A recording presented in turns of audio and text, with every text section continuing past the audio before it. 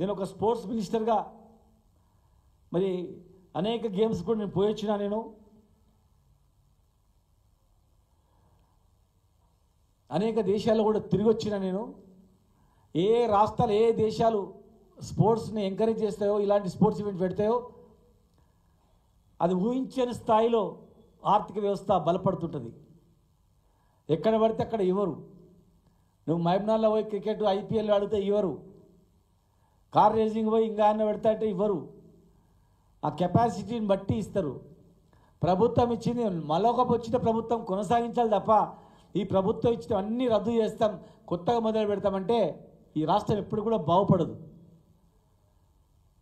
కేటీఆర్ గారిని అరెస్ట్ చేస్తానని భయపెట్టిస్తే కేటీఆర్ గారు భయపడరు, బీఆర్ఎస్ నాయకులు భయపడరు, అందరిని జైలు పెట్టినా భయపడరు. మేము జైలు పెట్టడమే ప్రధానం అనుకుంటే, ఇవన్నీ చేస్తామనుకుంటే 60 లక్షల మంది కూడా జైలు కొడడానికి సిద్ధంగా ఉన్నారు. కక్ష సాధింపు చర్యలు ఆపి ముందుకు కొనసాగాల.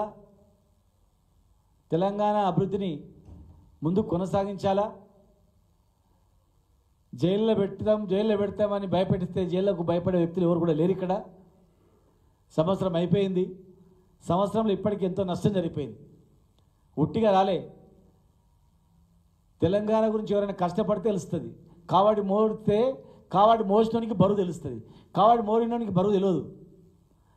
ఆకలి బాధ కడుపు నిండినోనికి తెలియదు. ఆకలి ఏమని తెలుస్తుంది, ఆకలితో ఉన్నోని తెలుస్తుంది. ఆకలితో చావులు, ఉరికంపాలు, రాష్ట్రం గురించి బలిదానాలు, ఎన్నో కష్టాలు పడి తెచ్చుకున్నాం. అభివృద్ధిలో నడుస్తున్నటువంటి తెలంగాణను కుప్పగూలినట్లు మళ్ళా కూల్చేసిండ్రు. అన్ని వ్యవస్థలు చిన్నభిన్నం అయిపోయినాయి. మేము చెప్పింది కాదంటే మీరు గ్రామాల పర్యటనలో పెట్టండి. అది బస్సుల ద్వారా మీరు ఇచ్చిన ఉచిత బస్సులో మీ నాయకులు ప్రయాణం చేసి, ఎమ్మెల్యేలు ఉచిత బస్సులో ప్రయాణం చేసి గ్రామాల్లో తిరిగి ఒంటరిగా గ్రామాల్లో పర్యటించి సమస్యలు తెలుసుకొని రండి. ఏ సమస్యలో మీకు అర్థమవుతుంది. ప్రజల ఆక్రోశం ఎంత ఉందో అర్థమవుతుంది. ప్రజల యొక్క ఆవేశం ఎంత ఉందో మీకు అర్థమవుతుంది. మేము కష్టపడి తెలంగాణను మా కళ్ళ ముందర చిన్నభిన్నం చేస్తే మేము ఊరుకోము. దయచేసి ఈ కక్ష సాధింపు చర్యలు ఆపి పరిపాలన దృష్టి పెట్టాలని చెప్పని మీ ద్వారా విజ్ఞప్తి చేస్తాను.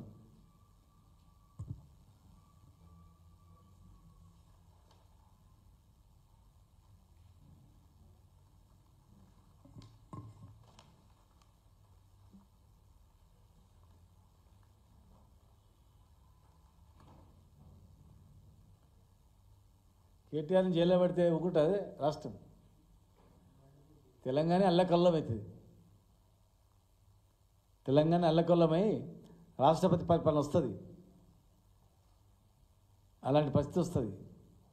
కంట్రోల్ చేయని పరిస్థితి వస్తుంది. చుట్టూ భయపెట్టి కాదు, అరెస్ట్ చేయడం కాదు, పిల్లలాట కాదు. పరిపాలన మీద దృష్టి పెట్టాలి. గవర్నమెంట్ పరిపాలన మీద దృష్టి పెడితే తెలుస్తుంది వాళ్ళకే. ప్రభుత్వం పరిపాలన దృష్టి పెడితే మంచిగా ఉంటుంది. అరెస్ట్ చేసినంత మాత్రాన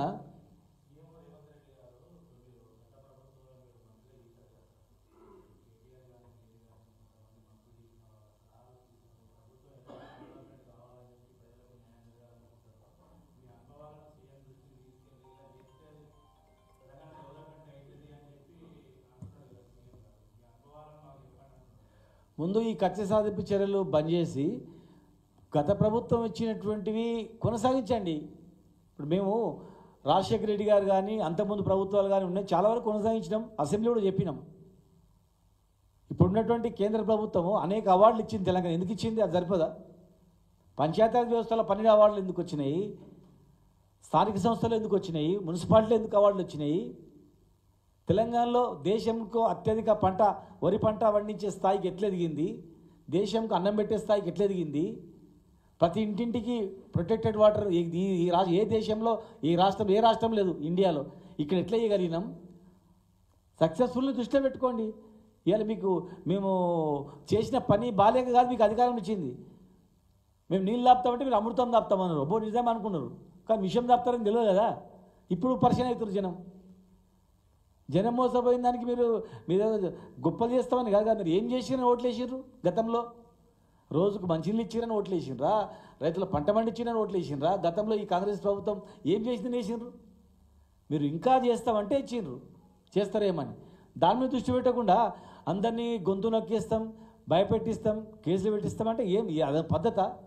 అది పరిపాలన? ఇంత బాధ్యత మీకు అప్పచెప్పిన తర్వాత బాధ్యతాయుతంగా వ్యవహరిస్తారా, బాధ్యత లేకుండా వ్యవహరిస్తారా?